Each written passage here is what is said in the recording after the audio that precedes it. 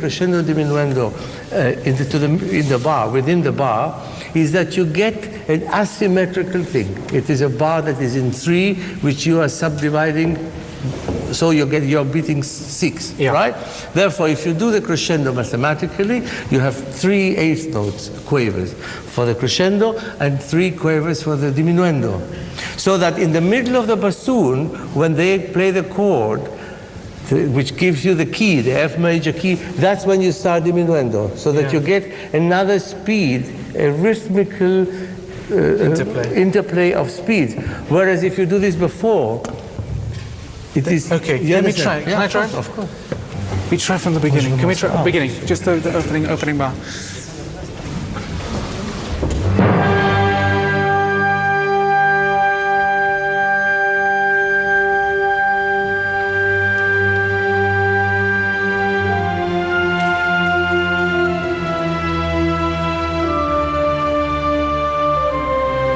Now,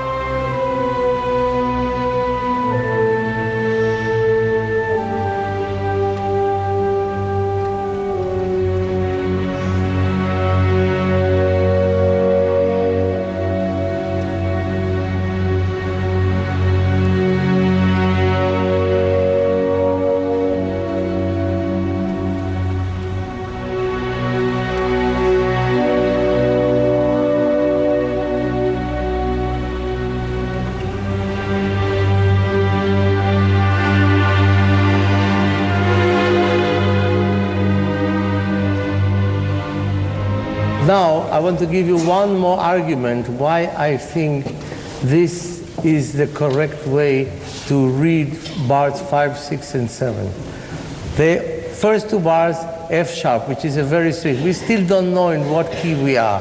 When the music comes down from the G, the piece could start, it could be G major. Then you have the F natural, shows you it is not G major. And after a while, you begin to smell C major and think maybe it is a dominant of C major that starts, and therefore you start bringing the scales. And then suddenly, try and play. That's what I try to do, the same exercise what I did with the Wagner.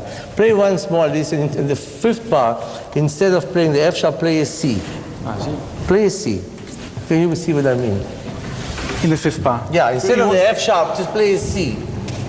Good. You want it from the beginning? Yeah.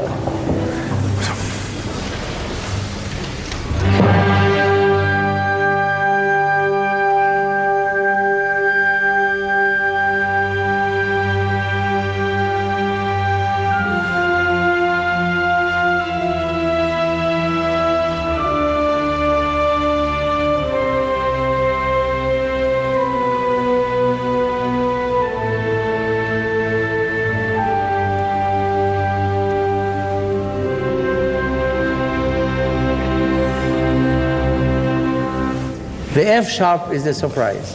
Then, for 2 bars, the F sharp is there is no harmony in it. Okay? And the 2 bassoons play the chords that make it into F sharp major. Yes? Yeah. You agree with me so far? Yes, okay? 5 and 6. In bar 7, the basses move.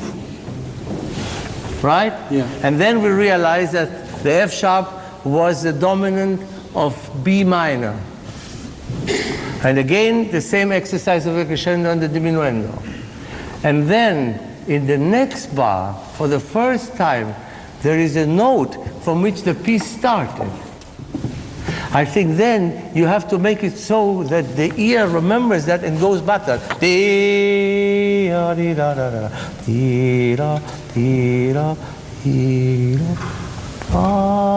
again.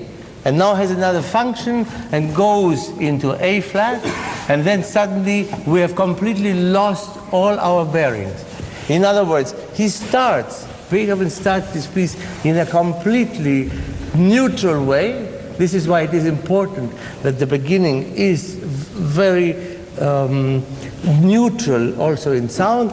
It then descends in a scale, it descends in dynamic, it gets to a wrong note, to a foreign body, the F sharp.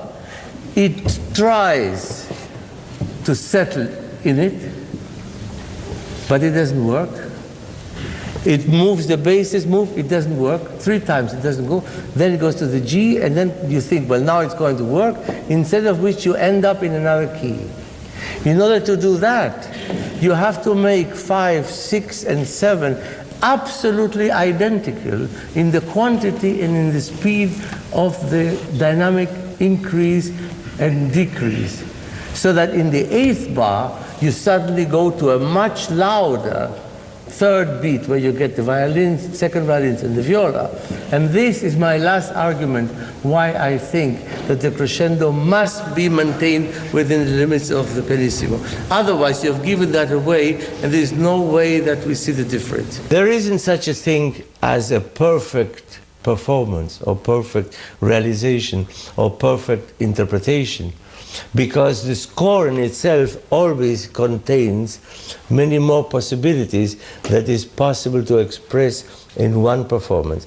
Even if we were able to know everything about a piece of music, also the equivalent of anatomically, we would know what is related with what, and what everything does to what, and what is the relation in the rhythm, and what is the relation in the harmony, and what is the relation, etc., etc., etc., etc. Even then, if we knew everything, which is of course an objective impossibility, would we be unable to express all of that in one performance.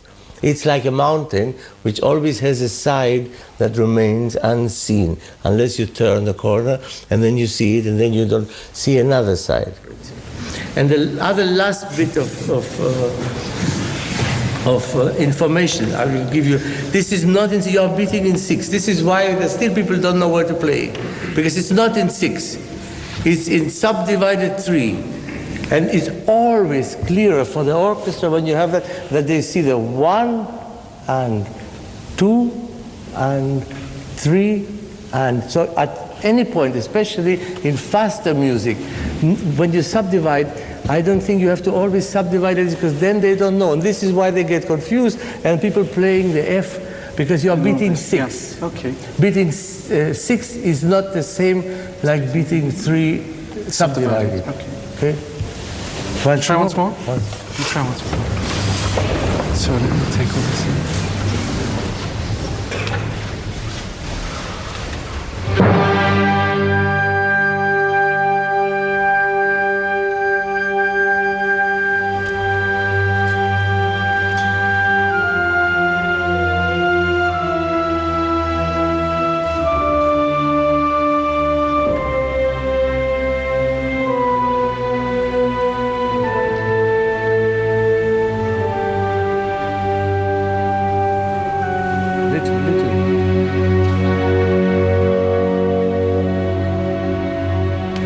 Well, I remember the opening 8 bars. I will never not think of that piece again without this experience and feeling about the waters which shouldn't be broken. I mean, I almost remember the concertmaster of the Berlin Phil saying, "Can I say something, Robin?"